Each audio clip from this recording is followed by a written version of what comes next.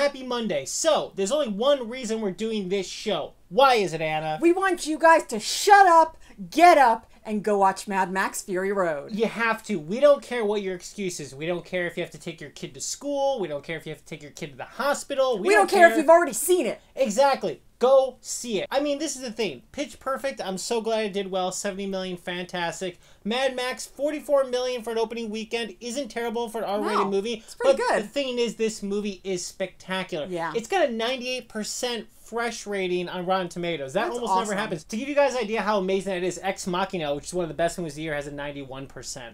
But Anime, how amazing is this movie? It is so amazing. Everything about it is kind of perfect. I mean, this is a movie that understands how a reboot should be done. It's sort of a strange kind of reboot because it's almost not a reboot. The fact is that George Miller decided, I don't need to do an origin story again. It's a story that's been told. It's a story people know. And for those that don't know it, we'll give just enough information so you get it.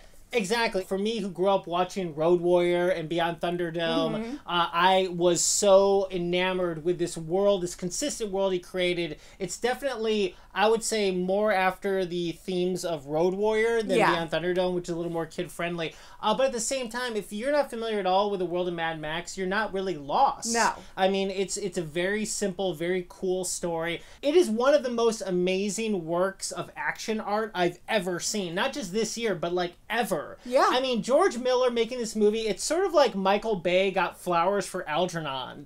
It made one amazing, genius action film just so we gotta lose it again and make some crappy Transformers movie. That's how I felt. It was like 2 hours of insane, amazing action that never got boring. Yeah, the fact is that, granted, he's had 30 years to do it, but he came up with something perfect in those 30 years. Exactly. This movie went through so many incarnations. It was going to star Mel Gibson back in like 2003, and then things didn't work out. It was going to be a 3D animated movie, and then they were able to get funding to make it a live action. And then there were some, you know, some turmoil, some things that happened that kind of delayed everything.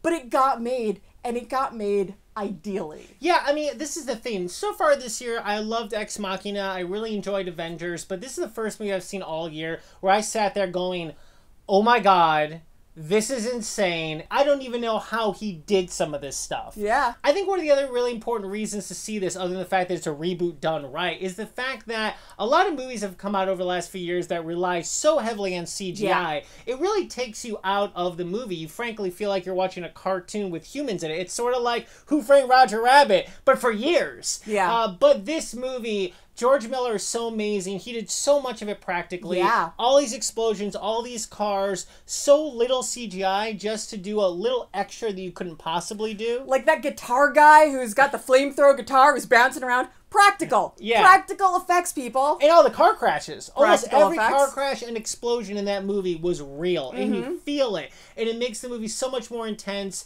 The verisimilitude is off the charts. I love this movie. Yeah, and there was the perfect amount of that CGI that was just used to smooth things out. Exactly. And I think on top of this, too, though we loved Mel Gibson as the original Mad Max, I believe that this is the best cast they've ever had. Absolutely. You know, first off, of course, you have Tom Hardy, who does a great job as a very feral Mad Max. Yeah, the fact is that he does more with some grunts than some actors can do with an entire monologue. Yeah, it's amazing. But I think the real star of this movie is Charlize Theron. Yeah, absolutely. She's unbelievable as Furiosa. I mean, she is the most badass chick you can imagine.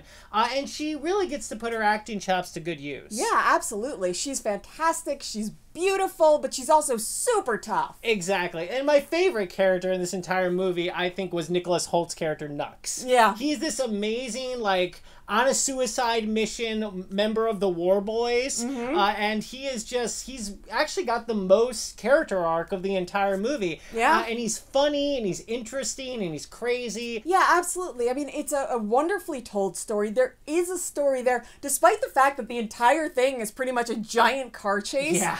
he's able to get so much story in with very little dialogue and a whole lot of action. I mean, the thing is, guys, this is the best action movie that's going to come out this year. Like we said, we liked Age of Ultron. We really liked the last Fast and Furious movie. They don't hold a candle to Mad Max Fury Road. No. It is spectacular. It was one of those few times in my life where I was sitting in a theater realizing I was watching a classic as it was being unspooled. Yeah, what it felt like was that George Miller, now that he's as old as he is, he got to do whatever he wanted. He just got to go wild, and the studio was like, well, we said you could, so I guess we can't go back on that now. And he just went with it, and it was perfect. It really was. And guys, you already saw Pitch Perfect, so now it's time to make sure to go see Mad Max. In my opinion, it's as good or even better than Road Warrior. It's a great date movie because you've got great male and female characters. Exactly. And they even found a way to put a little bit of humor in some of the horror and insane action, which is just amazing because when you look at George Miller, at the age of 70, he made one of the coolest movies of the year. Yeah. And for those of you who have been Mad Max fans throughout, you can sort of take this movie, and if you want to try and put it within that timeline, I think you can. They sort of left it open to interpretation of where it might fit in the timeline or if it fits in the timeline at all. Yeah. But I think that's one of the great things about it. I think a lot of you guys feel like action movies aren't that great anymore. Just shut up. Just shut up and go see Mad Max Fury Road. Yeah. Right? Just shut up. Just shut up. Shut up and do it. Shut up. I don't want to hear they got work. I don't want to hear they got to pick up the kids. No. I don't want to hear anything. No. Seriously, you have no excuse. Go freaking see Mad Max Fury Road. You'll be happy you did. Yeah. And if you're not happy and you think it was a bad movie, you're an idiot.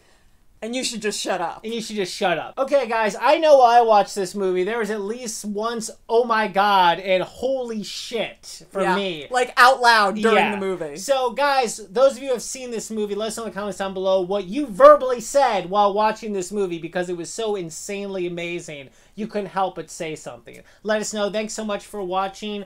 Make sure to listen to our radio show. It's on every week on Indie 100 and The Point. And if you want to get in touch with us, you can send us an email to geekworldradio@yahoo.com and be sure to check out our website, geekworldradio.com. What a lovely day!